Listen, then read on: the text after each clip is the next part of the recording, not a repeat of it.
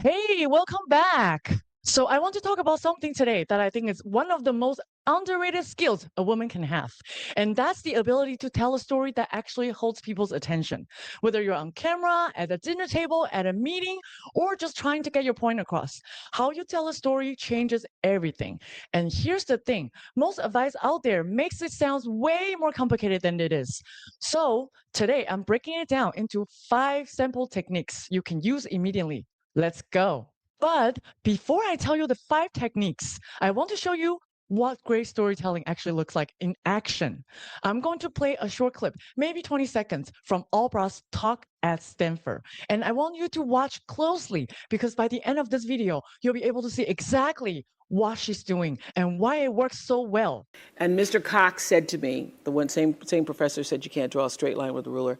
He said, I came back from taking this phone call, and he said, who was that? I said, there's this guy at CBS. He keeps calling me and wants me to interview for a job. Mr. Cox said, that is why you go to school, fool. Right? Did you feel that? That's a 20-second story. Now, let me show you exactly how she did it and how you can do the same thing. There are 5 things the best storytellers do naturally. Here they are. Technique 1. Location. Start by telling us where you are. Oprah didn't say one day in college. She said, Mr. Cox drawing class. The moment you name a place, people picture it. They fill in the room from their own memory. You don't need every detail, just an anchor. Technique 2. Actions. What are you doing in that moment? Not background, not context, just what's happening right now. I got a call. I came back. That's it. Action creates momentum and it tells your audience you are not going to waste their time. Technique 3. Thoughts. This one is underrated and it is gold. Instead of saying, I was surprised, say what you were actually thinking in that moment. The raw, unfiltered thoughts. That's what people connect with, not the polished version. Technique 4. Emotions. But show them, don't name them. Don't say, I was proud. Show us what that looks like. I sat up a little straighter. My hands stopped shaking. Visual emotions are felt by your audience. Name emotions are just words. Technique 5. Dialogue. Use the actual words, not he was rude to me. Say what he actually said. Dialogue brings people into the room with you. Oprah didn't summarize Mr. Cox. She let him speak. That is why you go to school, fool. You feel him, right? Now, I want to show you one more clip. Same woman, same interview, but this one hits different. This is Oprah talking about asking her boss for equal pay, which all 5 techniques in action at once. You know how intimidating it is to go to the boss in the first place. But I'm going to go and I'm going to stand up for myself.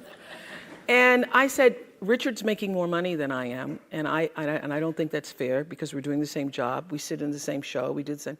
And my general manager said, why should you make as much money as he? And I said, because we're doing the same job. And he said, but he has children. Do you have children? And I said, no. He said, well, he has to pay for college educations. He owns his own home. Do you own your home? I said, no. He said, he has a mortgage to pay. He has insurance. Do you have that? No. So tell me, why do you need the same amount of money? And I said, thank you for your time. And I left. Location, actions, thoughts, show through what she did. Emotion in the quiet dignity of that exit. And dialogue that make you feel every single word. That's the framework.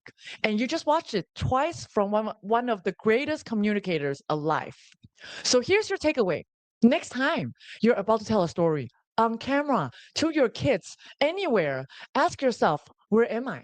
What am I doing? What am I thinking? What am I feeling? And how does this show on my body? And what were the exact words said? Start there. Even using 2 or 3 of these will make a noticeable difference in how people respond to you. If this helped, hit that like button. I share things like this every week. And drop a comment below. Which of these 5 techniques are you going to try first? I genuinely want you to know. See you in the next one.